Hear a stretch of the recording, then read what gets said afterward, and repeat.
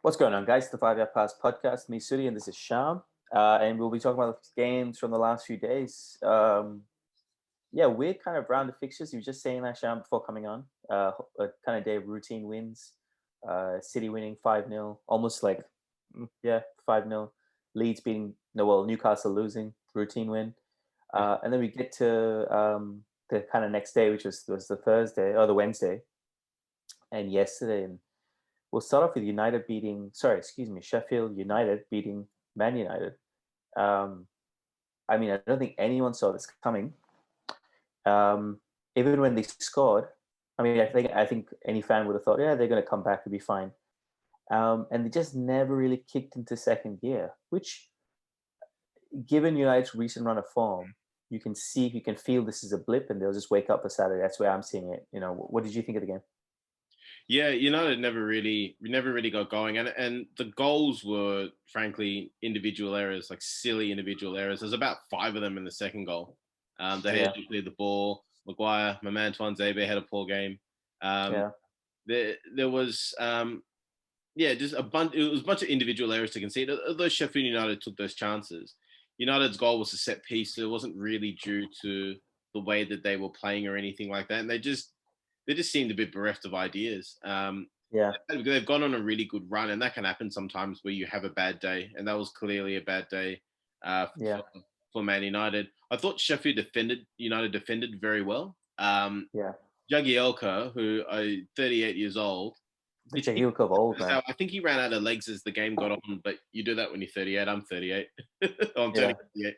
But I think he ran out of legs. But the first hour, I think he just set the standard. And then you could see later in the game, the centre-backs alongside him just started getting bigger. And they started looking bigger and stronger and just carrying on with the game. Like the way that experience that he had, I think, guided the team very well. Yeah. The game kind of changed for me a little bit when Luke Shaw came on, which just goes to show how much he's like the strides he's kind of come on in the last, let's say, 12 to 18 months. But the only mistake I'd say Ollie, as usual, this is the only criticism I usually have of Ollie, because I think the players played more part of this loss than Ollie did in terms of his tactics. Left that Cavani substitution for a bit too late. Yeah. Oh wait, should have brought Cavani on from the halftime, if you ask me. I thought Martial just seemed out of his depth for that game. Some players are better in other games, and he just seemed a bit out of his depth. But fair play to Jagielka, man. I got to say, I think he knew what he's beaten United on a few occasions with Everton back in the Moyes days, especially, as in Everton's Moyes days. So he knows what it takes to kind of turn up for a big game, and he did. But it just did bug me a little bit, the goal that they scored versus the goal that was disallowed for the goal that De Gea scored versus, what am I thinking of? United scored a goal and it's disallowed? Is that what you're saying? Yeah. I'm trying the goal that was disallowed for us. Am I thinking of the right game? Yeah, I am. Yeah. The goal that Sheffield United scored was not a foul. Basically, he got impeded.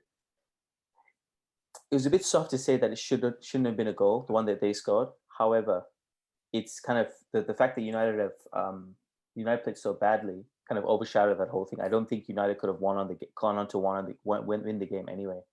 I tend to think with the first goal De Gea conceded, I think it was a bit of a weak attempt. If you're 29 years old, you're playing the Premier League for 10 years, I think people have a bit of a right to expect more.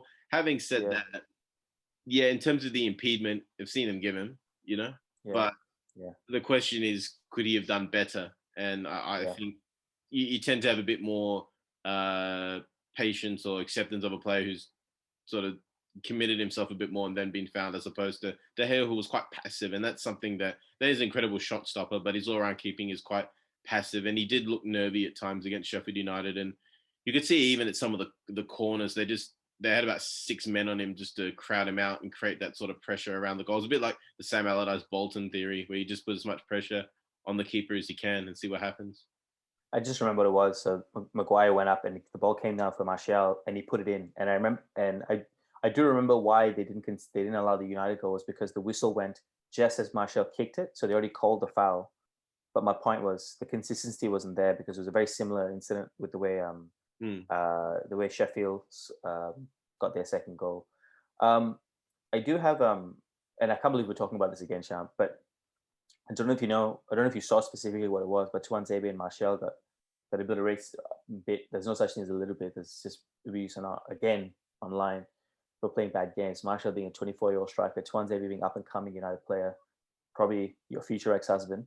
But I just can't believe it, man. Like, I don't know how to go about talking about it anymore with anyone. It's just kind of, this is what it is. You know, is that how it should be accepted, or should there be people going on? I don't know, are there softwares to go figure out these people's IP addresses, go figure them out? You know, these throwaway accounts, because that's what people do sometimes. They literally create accounts, abuse, and then just throw away these accounts. So you'll never really find out who they are. You know, it's sad, man. Yeah, I mean, I get that a player, people can be abused. We, you know, as fans, you, apart from the sort of the financial investment, there's emotional investment in the club. And if those guys have had bad games, then as fans, yeah, you know, you do get it off your chest. You know, we regardless of the color of a player's skin, but the color of a player's skin is a completely different thing. There's no place. Yeah. And while I get that there's a difference between someone being frustrated at Martial and using his skin color as an excuse to have a crack at him, which is not acceptable, and outright racism, neither of those things are acceptable. The laws around IT and technology, and given the fact that, you know, a lot of this is cross border, I doubt very much that all of the people who insulted Martial and Tuanzebe are based in the England or the United Kingdom. They're from all over the world. The ability to do that, you know, from a legal sense, it's so hard to do that. It's hard to do that. People just have almost given up on it, and it's unfortunate. I think Tuanzebe, from what I heard, has deactivated his Twitter account based on it as well. I'll just have a quick look. Keep going. Yeah, I'll just have a quick look. So you're not gonna get any more commentary from him, and it's a shame. I mean, he has no one has any right to insult someone on the basis of their skin color. You can't. I tend to say with people, when it comes to racism, you can't change your race, you can't change your ethnic or cultural identity. So like and I'm not saying this is acceptable, but if you were to insult someone for being over or underweight, they can actually do something about it. But when you insult someone on the basis of something that you can't change, it is a different thing. Neither of those things are acceptable. But when someone is insulted for something that they cannot change about themselves, they feel helpless. And that's the situation that those guys will find themselves in. And it's just a shame. The talk should be about how those two guys, if they can get their confidence up. I mean, Tuanzebe could be a 10-year defender for United. Martial could be anything. He starts to wonder how good the guy's going to be, and he's definitely lacking confidence. But he's a talented footballer. Came on again the debut against Liverpool. I always remember that goal about him. You know, he's got the ability to be that type of player. At his best, he reminds me a little bit of Thierry Henry. Not that he's that good, but he just moves and jinks and plays like Thierry Henry. There's an interesting thought that I was thinking about this the other day, but like players, you rate players and how they made you feel, not necessarily. People don't necessarily talk about culminating moments. Are you referring to that Rooney discussion? Well, I'm talking about Martial, and you just talk about the Liverpool goal, and it just brought me, like, kind of raised my heartbeat a little bit just thinking about that goal, because I watched it with my friend Ian in Perth, 2014. I feel like it was in February, if I was to be really specific. 2014 February, maybe January. I think it was August, September, man. It was his first game. He came in. It was early in the season. Sorry, it was early in the season. Yeah. Okay, I was definitely wrong there. But my point is, I remember watching it so well, and he's a Liverpool fan himself, and we both just went like, he beat Skirtle, and then he beat Aga maybe, and then he just went and put it in the bottom corner, and it's just is the feelings that they kind of bring up, and you think about, when I think about Tuanzebe, he's got many more moments to come. But you think about the PSG game, how he was shut down the two biggest players in the block and Mbappe, yeah, and also he made he took Neymar, took Mbappe, put him in his pocket, never let him fade away, So look, these guys, I do feel, I don't want to feel sorry for them, because I know that they're stronger than this abuse. But then again, I ask myself, if I found out 10 people didn't like me, in my place of work, I'd feel like, oh, what did I do wrong? And these guys don't even know who's abusing them, and they're all young men as we are, So yeah, look, we'll move on as they will, and I know they'll have. It is actually an important point. We forget that, like, Martial's 24. Tuanzebe's 23. 21. We forget that young men trying to figure out who they are. They're doing it in the public spotlight as well. It's a tough thing. Yeah. All right. To a little bit kind of nicer, we'll turn this conversation a bit. So United have a huge game against Arsenal. We'll preview that. Well, I guess we can talk about it now quick because we'll get through that as well. And we'll put another video out. But I just want to ask you about what do you think, where this puts United for Saturday, and do you think there's much to change, or is it just kind of a blip and go again? Probably the most disappointing thing about the commentary about the United game is that there's a lot of people saying, "Oh, don't think about the title challenge," but at the same time they're going 21. And then now that they've lost the game, it's like, well, the title challenge is over. Title challenges don't turn on one result. When you're 4 points behind Manchester City and they're looking like they were the Empire Striking Back. The Empire Striking Back. Yeah, it's a difficult thing to face. The idea though is that you only need to basically be thinking about a title challenge, and it's not for United. I think at this stage, I mean, everybody says logically, get to 25 games or get to 28 games or get to 30 games, and we'll start thinking about that. What they got to do is they got to shut it all out and just focus solely on beating Arsenal. And if they get to March or April, whatever it is in this season, and there's 10 games left and they're 4 points off top or whatever it is, then that's when you start thinking about it. I think that people logically know that, but emotionally we get carried away, Well, the nature of football these days, Sham, as opposed, I'm talking about the younger fellas and girls and boys watching these days, is not what it was with us. You never even got to watch every game. I probably watched nearly every game growing up that I wanted to. You probably watched Match of the Day on Sundays. Am I right to say that? Or even the Serie A game, whatever was on SBS. Monday night, the 1 hour highlight show. Yeah. Yeah. So, and the impatience of, the amount of trolling you see online. I know you're not as active on Instagram perhaps as I am, or Facebook, whatever, but the amount of trolling that a loss gets makes you think that the club is met by the last game of the standard of the club of the team is by its last game. It's really sad. I think that's a kind of a shit way to approach football. And I think you should just got to enjoy the ride, like I said. So we lost, okay, but like think about the ride that we've been on the last 15, 20 games. It's been fairly good since Red Bull Salzburg, and I think we have every chance to beat Arsenal. We'll get into that in depth, but just as a general point, I think we have every chance to beat Arsenal. It's an away game. Away form has been the best in the world at the moment. Not even an exaggeration. So negative goal difference at home. Yeah. Yeah. So yeah, look, I think take the bullet. If there are worse teams to lose to, and I don't mean by skill, I mean in terms of the context of the league, there are worse teams to lose to. Are you sure? No, but there isn't, because losing to City would have been a 6-pointer. That's what I mean. Losing to Liverpool would have been a 6-pointer, or Leicester. So in that sense, losing to Sheffield, shouldn't have lost, but move on. Yeah, so fair play to Sheffield. United got a bit of a wake-up call. Value for the win. We haven't said that. They were good value for the win. They were great value. No, they were great value. And so we move on to my prediction for the round. I was quite pleased with this. I thought Liverpool are a team of winners in general, and they've played about 8 or 9 bad games. No, sorry, but 8 bad games, I think, specifically. 8? It's only about 4 in the league, right? Altogether, it's 8 from the Palace game, is it not? I'd have to look that up, but including so they had the from Burnley, United. There was another one they drew, Southampton, and then they had Villa and United again. So 6 games. Villa was the FA Cup, or Villa was the FA Cup when they had to play the kids. I say that was a bad game because I mean it was. I don't really even count that game. Is it the worst 4-1 win ever? Is that what you're saying? No, I don't think Liverpool played well, and I think they played in half gear intentionally. You don't want to. Fergie used to say that about playing real low teams. He used to say, give them a bit of respect. So West Brom, Newcastle, Southampton. I'll put Villa in there. United, Burnley, and then United again. So yeah, you're 7. Right. Actually. The Tottenham was the 8th game. Yeah. I think maybe because the time scale doesn't count for 7 games normally. Yeah. So after 7 games of by any standard mediocrity, they've come back. And what we both knew would be at least they'd get a result out of the game, and they did.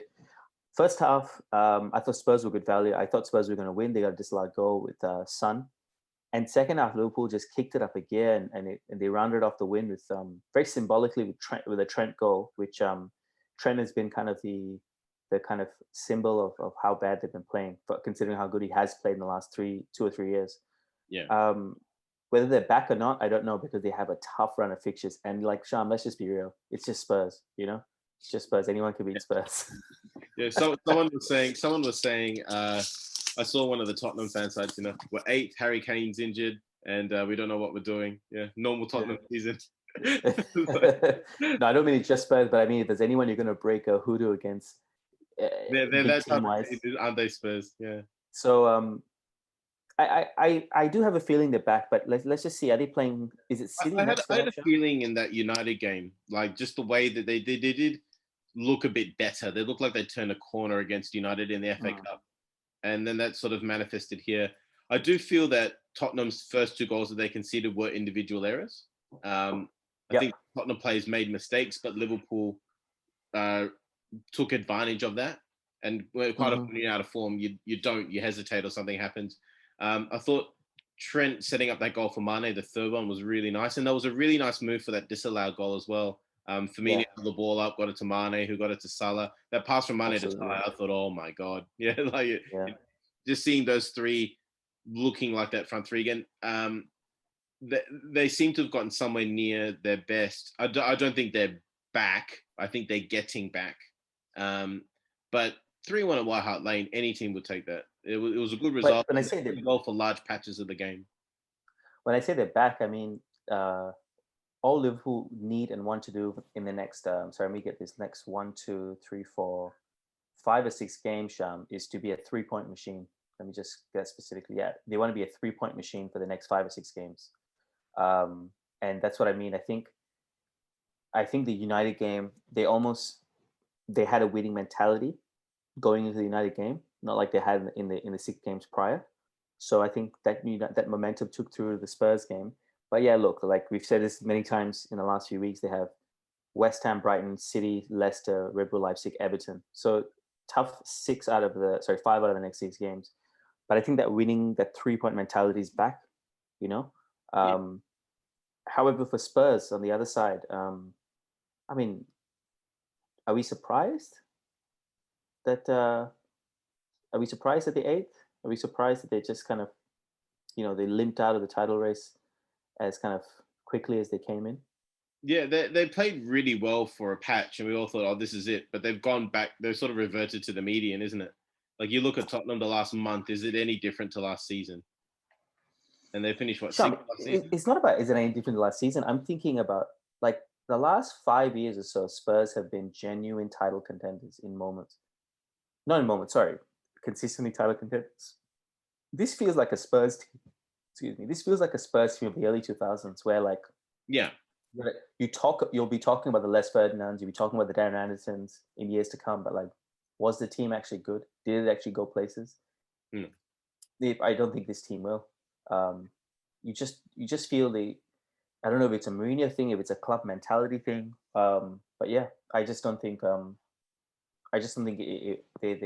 have what it takes, and I don't even think it's a Mourinho thing. I just think everything's in the wrong place at the wrong time. However, the team has a shelf life, and they, like you said, they did well for a period of time. But you almost get the feeling that they didn't really recover from losing the Champions League final. If they won that, perhaps, or there was those 2 seasons, the season Leicester won, they were probably Leicester's biggest challenges until they lost to Chelsea at the end. And there was the season after that. I think there's a period of time where over about 3 seasons they got the most points in the league. But they didn't win anything. And you kind of get the feeling that this team has reached the end of its life cycle. Kane's injured again. Will Kane stay around? I mean, it starts raising those sort of questions. Will he even be there next year? It might suit him to go to a club like if he played for Liverpool as a false 9, or if he played for Man City in that sort of that role that Guardiola would, he's that modern day centre forward you could almost put into any team. And the only thing you'd want if you're Harry Kane is just someone to manage you so you're not playing every bloody week.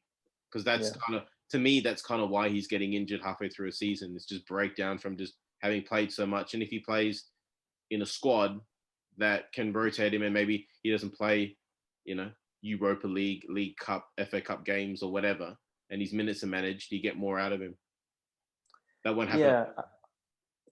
Yeah. Yeah, it's interesting. I think Spurs at the minute, in that first kind of 7-game run when they topped the league, and they beat United 6-1, and we all kind of got swept up away, as we do as fans. We kind of enjoy the next big kind of. I think maybe that's part of it, Sham, is that we're looking for the next Leicester. I think after Leicester won the league, a little bit of Chelsea, especially after Leicester won in 2015, everyone's kind of been like, who's the next Leicester? Everyone thought it was Southampton, Wolves. Leicester could have been the next Leicester themselves. Yeah. I was going to say that Leicester are the next Leicester. They're ahead of Liverpool on the table. So well, you know what I'm trying to say. I'm trying to say we're trying to also I get what you're saying. But Leicester, but the fact of the matter is, yeah, exactly. But you're right. The fact of the matter is, Leicester is the next Leicester. This kind of Leicester 2.0 from the Ranieri days. Ranieri will always be looked upon perhaps in the same affection as a Sir Matt Busby or Kenny Dalglish, or sorry, not Kenny Dalglish, as a Bob Paisley or his name, Bill Shankly. You have they'll have the kind of affection where things started, and you could argue that's the greatness of Leicester in the next 10, 20 years could be from the 2015 win. Spurs, I just want to talk about Liverpool quickly. Their next game is West Ham away. That's a big game. That's a Jesse Lingard just signed for West Ham, Shaw. Oh, Liverpool gone then. Done. 7-0. No. 1-0, Jesse Lingard, 45th minute. Yeah, there's the prediction for you. Fellaini assist. It hit him in the hair. Yeah, that perfectly. Yeah. So like I said, it's tough. They have a tough run of fixtures, and I think it'll be huge. The next game, beating West Ham away will be huge because they go to Brighton. And we talked about them last time in detail. They're only 2 points behind Liverpool. They'll see it as a chance to go past Liverpool, and it's a home game. Yeah. So it's a 5-pointer right there. For Liverpool. Wait, they're 2 points behind Liverpool. Yeah. Yes. Sorry, Liverpool 37. Yeah. Yeah, so they can go 1 point above. Yeah. Sorry, I was thinking of the other way around. But yeah, exactly. So that leaves Spurs a little bit lost. We kind of sum up the game. That's at least Spurs a bit lost, a bit kind of in no man's land. It's a kind of weird place to be. Liverpool gained that momentum again. 3-1 win. I was surprised at the nature of the win as well. If you told me 3-1, I would have said it's kind of a nicked 3-1. I didn't feel it was, especially the second half. And the fair play to Liverpool. Who are you talking about? I'm talking about the Liverpool game. Yeah, I said they were fair, worthy winners, especially because of the second half. I thought the individual errors helped them in the scoring, but if you told me, like, if I hadn't seen the goals and I just saw the general play, and you told me Liverpool won 3-1, I would have gone, yeah, like that. That's a perfect way to put it. Yeah. So the next game I want to talk about was a very, very impressive Arsenal win, and you called it. No, you called it. I said they lose. Did I call? I think I said a draw. I must go back and I must write my predictions down. I go by feelings, not facts, a lot of times. A very, very impressive Arsenal win. They didn't have Aubameyang. Yeah, so his mother's very sick apparently. Sorry to hear, but so he won't be playing this weekend, which I mean, just from a pure footballing perspective, that's never a bad thing. But look, Thomas Partey's back, Granit Xhaka's back, Smith Rowe. The two. Did you say Xhaka's back? I mean, as a midfield. Imagine if Thierry Henry's watching this. He's gonna turn it off. I felt against Southampton, they complement each other so well. With Xhaka and Partey. And Xhaka and Partey. I just feel they complement. It's a 1-game sample size, but there's something about that allows Emil Smith Rowe, who is a very unique. You don't typically get these the Emil Smith Rowe type number 10s out of England. If I called him, if I dyed his hair black and called him Hernandez, you'd be like, oh yeah, this is it. This is the truth. But he's not. Or if he was like he was a black guy from Ivory Coast. Oh, he's the new truth. Yeah. But it's very unusual to get a guy of his quality. You have stereotypes of players from countries. In England, you tend to think of big centre backs and English centre forwards, and perhaps a goalkeeper. That was sort of when I was growing up. That's what you thought of. Now it's all these modern day attacking players. Your Hudson-Odois, your Sanchos, Madisons, and all of that. More that sort of number 10 comes in. Whereas number 10s back in the day, Gascoigne was underappreciated. Glenn Hoddle was underappreciated. Those types of players never really got. Even Bobby Charlton was never really acknowledged as a number 10. He either played striker or midfield. He was never playing in between, so to speak. No one ever thinks of Bobby Charlton as a 10. He's a 9 or he's an 8. So it's interesting, and it's sort of that Shaka Party. When you were saying Shaka Party Rowe combination, I thought of Fred McTominay and Bruno. It seems to be a bit like that. You got to sort of two rugged guys with a bit of energy that support the flair player. It just that potential for that type of that relationship is there, and it's interesting because when you've got two deep lying midfielders, managers typically like having one a bit like Paul Pogba, one who recently has done the defensive work but will go forward to join the attack. Whereas nowadays, I don't know if it's the ability to release forwards and leave them to press and the two back the defense, or the ability to allow the fullbacks to go forward. But they seem to have gone that way. The Brazil teams in the late 90s and the 2000s, they would play two centre-backs with two fullbacks. So two centre-backs and two fullbacks, two defensive midfielders, two attacking midfielders, and two strikers. And the two midfielders, quite often, when the fullback Zeroberto and Emerson, if I'm not wrong. And then Gilberto Silva did it for a while as well. Gilberto Silva, not Emerson, sorry, like Dunga, Kesa Sampaio in the 94 World Cup team, for example. So they would pull back and join the defenders. So they would create a three at the bottom, and Cafu and Roberto Carlos just bomb forward. So you look at now, like United, Matic does that quite a bit and drops into the center of defense, and it's become more of a thing. So I think, given that they want to release forwards to do more pressing and they want to get fullbacks higher up, that might be the way managers are going with their tactics, rather than the sort of Pogba type in the 8 role. They might be going straight to a Fred for his energy and McTominay for his presence type of thing, and create a bigger wall. Or it might just be that they can't find a player like Pogba, so they settle for that. Yeah, well, there's something to be said, Sham, about, I think Arsenal have gone back to basics in terms of not thinking too hard about who they're going to buy and why they're going to play certain players in that position. Like I felt when Arsenal were in their real bad patch, a few months ago, when they were in the depths of despair kind of thing, they were trying too hard, trying to wedge players in, the Williams and Aubameyang, just because he signed the contract. And they dropped them off a little bit, put the youngsters in, got back to basics.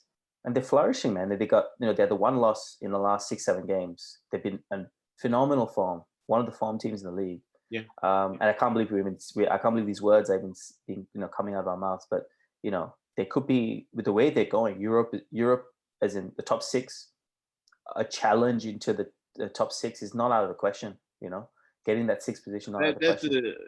Win another 7 games, but if this last 7 games go like the next 7 games, just talking about pure form, absolutely. Yeah. On form, but it's all about just going back to basics, and United did that, and that's why United's form has been so good. I think they just went back to basics. People started performing. Hard work beats everything else.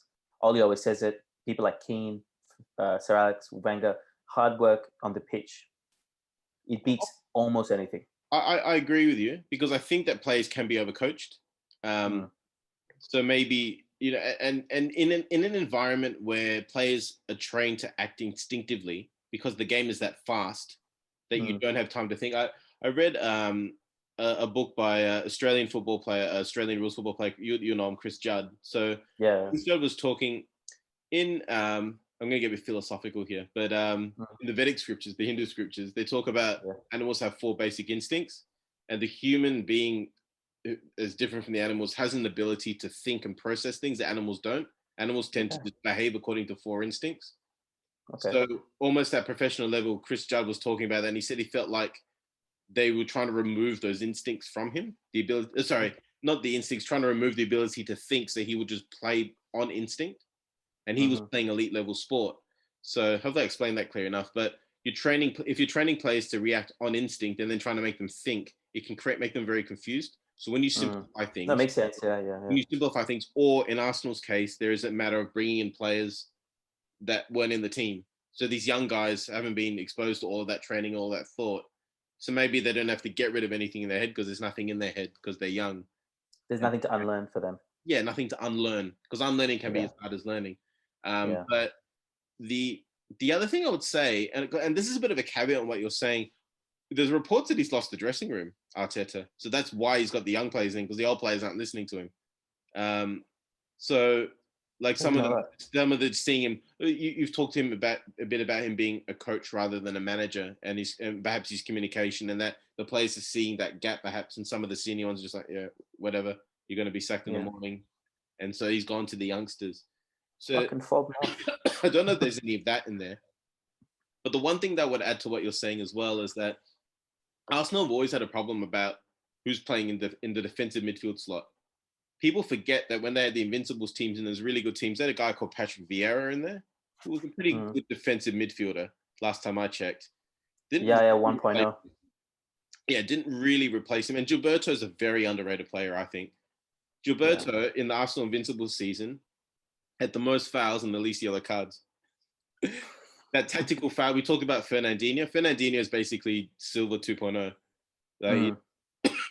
So, sorry. But I think now, if they're going to talk about Xhaka and Partey controlling that defensive midfield space, and if you talk about English football in particular, all managers focus on the space between the defensive midfielders and the centre backs. That seems the most important space to focus on. Even Guardiola talks a lot about second balls. So when a cross comes in and the defender clears it, it will generally pop in that space. So who controls that area controls the game. So if Arsenal have got faith in those defensive midfielders, and you look at United's form has risen with the rise of the Matic. They're getting the best out of Matic, the best out of McTominay, the best out of Fred and Pogba. Second ball experts.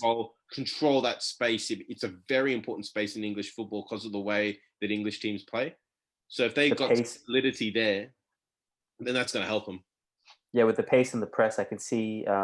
Actually, Sham, sorry. Speaking of tactics, have you seen René Malmsteen's podcast with Full-Time Devils? I saw the first 5 minutes of it. Sham. It was like, where was I? I was cycling around. I was running through errands. That's what I was doing. So I had like an hour and a half of cycling around the city, and I listened to most of it. Pure gold. Absolute gold, just by the way.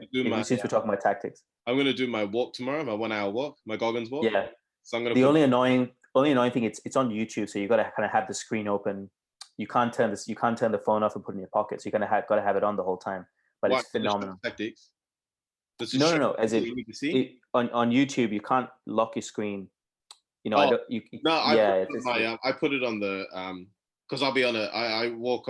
I go to the gym and I put my weight on my shoulder. You walk the walking machine. So I'm all right. It's pure gold. So just coming back to that, he does talk about the thing in the.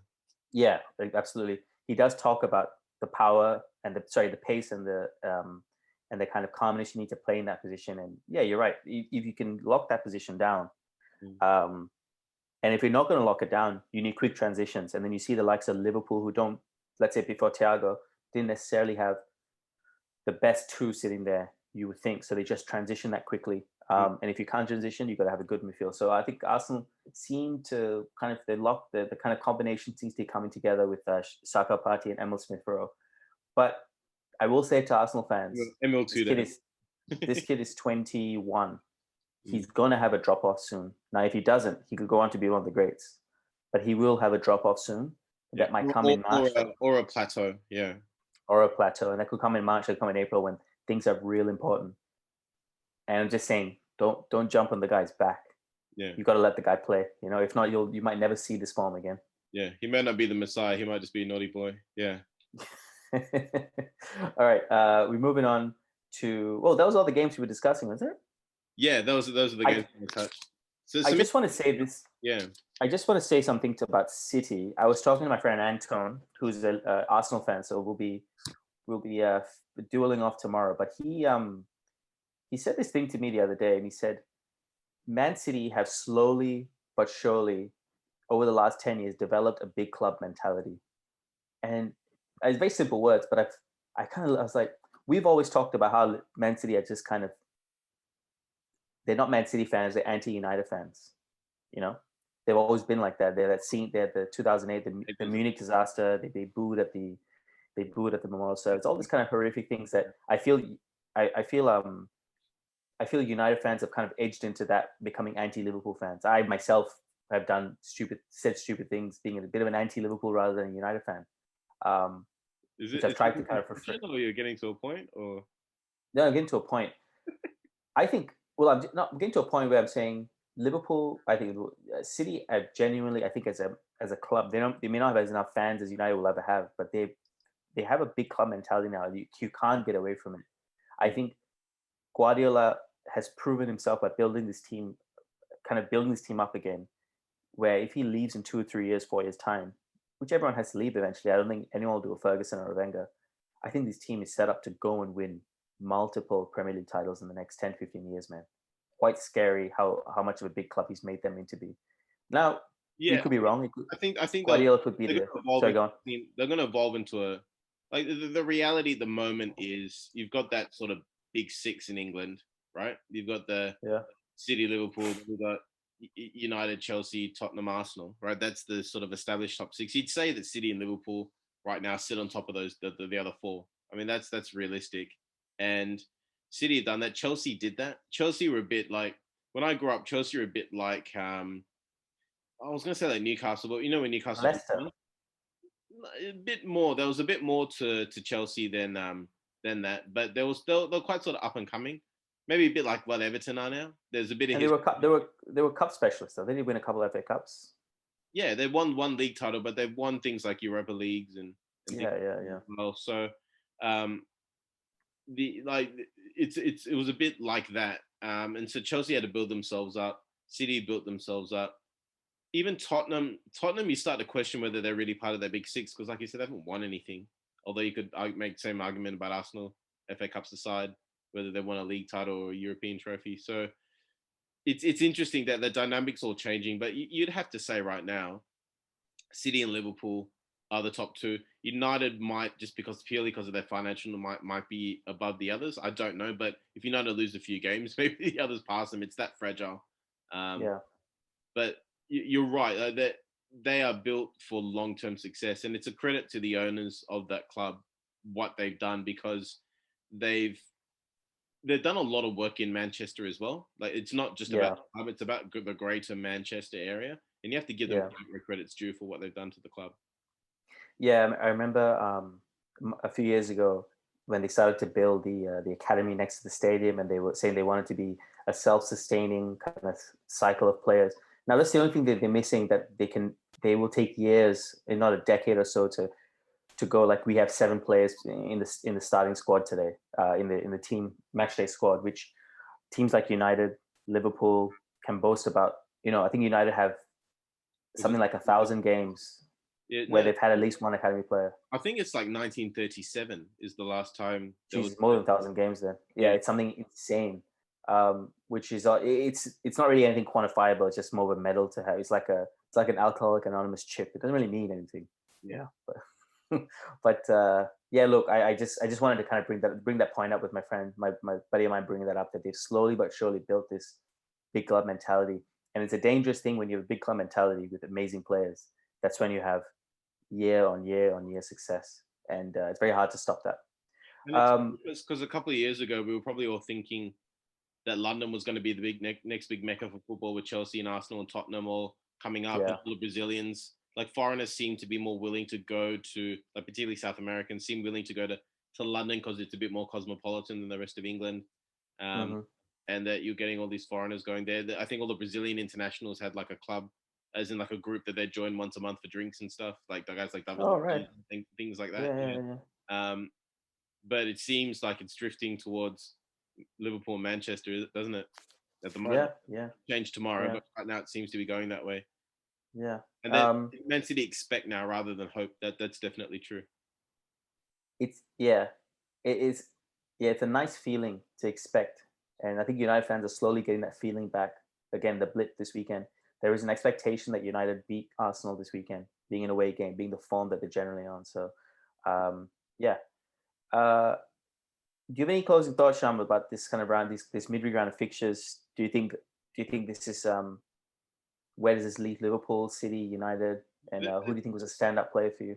Yeah, I mean Liverpool, Man City winning is a big deal because Chelsea, Aston Villa, Leicester all dropped points. A lot to Everton dropped points. Tottenham dropped points.